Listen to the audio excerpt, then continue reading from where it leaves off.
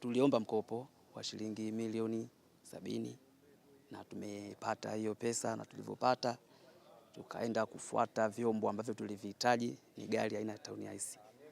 Tulivyozipata tukazileta katika eneo hili la halmashauri ya wilaya Nachingwea, na leo tupo hapa kwa ajili ya kupokea gari zetu ambazo tuliomba.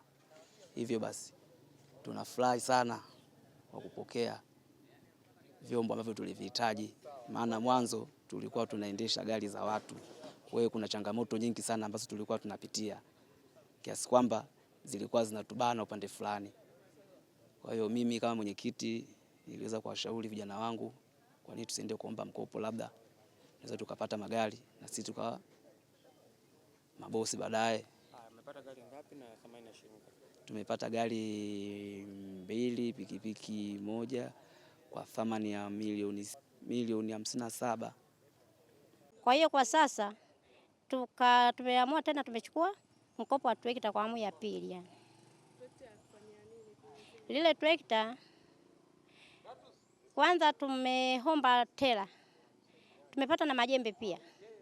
Lile trekta tuna shughuli kama 2 hivi. Msimu wa kilimo tutakuwa tunalima mashamba, yani natibisha.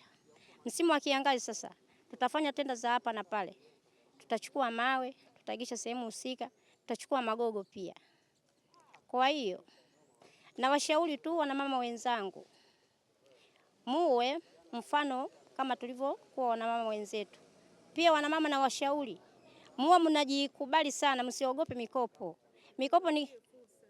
Mikopo ni kitu cha kawaida, naomba mchangamkie fursa. Kwa hiyo msiogope. Hili hapa litaniongezea mimi kipato kwa jinsi nilivyoangalia mazingira kwa nyumbani kwangu, kwa sababu wahitaji wa maguta au kutaka kupata shughuli zao ziende kwa mapema kwa ajili ya usafiri, inawezekana zikaniendeleza.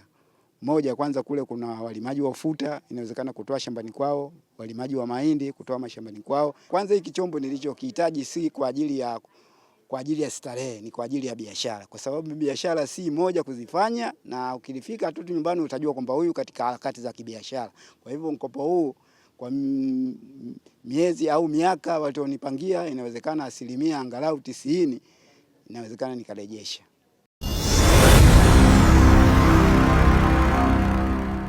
Peke kwa Mheshimiwa Rais Daktari Samia Suluhu Hassan kwa kazi kubwa ambayo anaifanya kuhakikisha wananchi wake anawakwamua kiuchumi.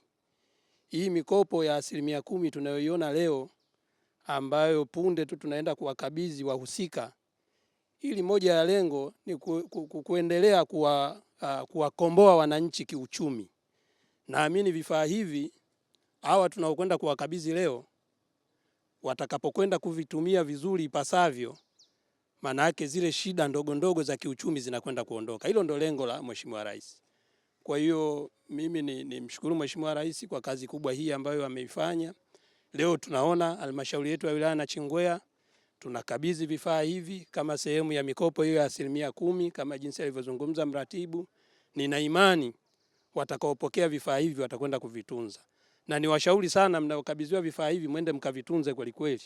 Kwa sababu sawa mmekopa na mnalazimika kurudisha, lakini pia itakuwa ni fursa kwenu sasa kujikwamua kiuchumi.